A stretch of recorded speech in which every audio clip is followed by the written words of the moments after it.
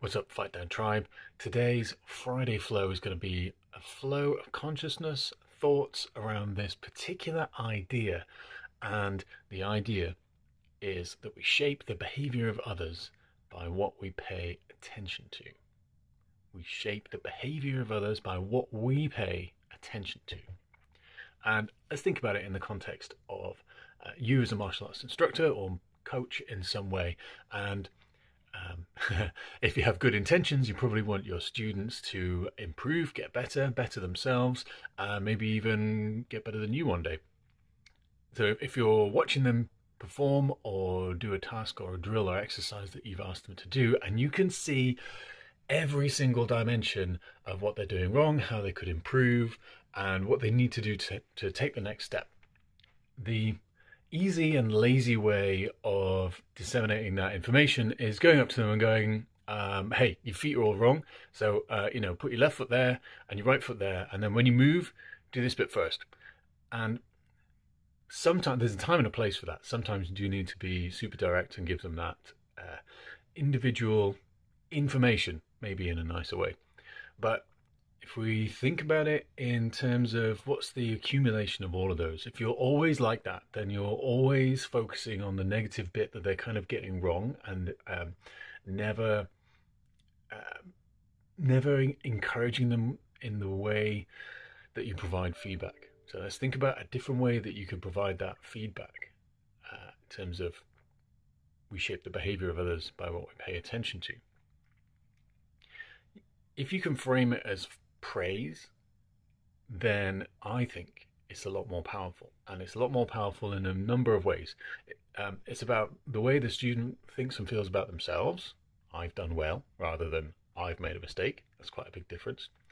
The way the student thinks and feels about you and their relationship with you, whether it's a kind of positive thing, if they want to get along with you and do well together, and also how they actually perform.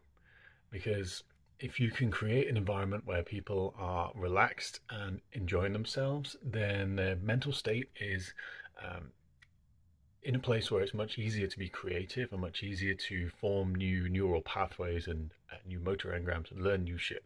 You know this, if you're stressed and if you're breathing all over the place, it's hard to even form new memories or think in coherent sentences, let alone learn something new that is difficult kind of motor pattern to do. Anyway, so how can we frame you've got your footwork wrong, your feet are all in the wrong place, you look like a newborn gazelle, in a more kind of positive and encouraging way? Well, if you can do it with praise, and the praise needs to be genuine and specific, then you could say, I really like how your stance and footwork moves with you when you move. That means that your feet are always in exactly the right place and you're always on balance. And with being on balance, you have the choice about where you move on there. That's really good improvement, really good work, and keep it up. So yeah, it has to be genuine. So they have to be doing something a little bit right in that area. Otherwise they'll go, but my footwork's shit. I only just learned this thing, and it'll be incongruous and they won't believe you. So it won't be believable. But if you're paying attention to their footwork and you're telling them well done, so it increases the rapport between you, so they're more likely to want to listen to you in the future and more likely to remember how you said it and the feeling that they got when they were in your presence and when you were talking to them and they were listening and engaged. That's a good feeling. All of those things rise up. But they're more likely to pay attention to it in the future and shape their behavior around, yes, so here is the desirable part. Your feet move with you. You're always on balance. That means that you can move in lots of different directions. And that's where their attention is. And that's going to shape their behavior somewhat in the future. And that, for me, I think is harder work, giving feedback and corrections, giving a correction in that same way every time. But I think it's important that we try and seek every opportunity that you can provide feedback in that way. And even if someone is just learning a new thing and like technically it's all wrong, so there's like very little that you could praise about it, find something. What is the next circle out in the periphery that you could praise about it? and say that your consistency has been amazing. I can just see that you're showing up and you're listening and you're really wanting to improve, and that's really, really cool. So the next thing I want you to work on is trying to keep your feet underneath you.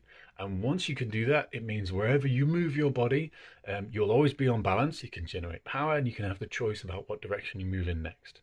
And that's still genuine, because the genuine praise is specific to something that is true, because they can now connect that and believe you a little bit more every time.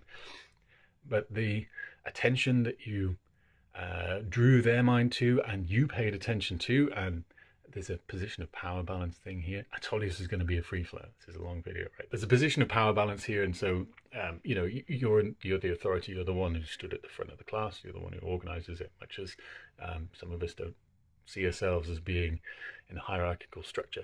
That's all fine, but the reality is, a new student showed up to your class. You're in charge.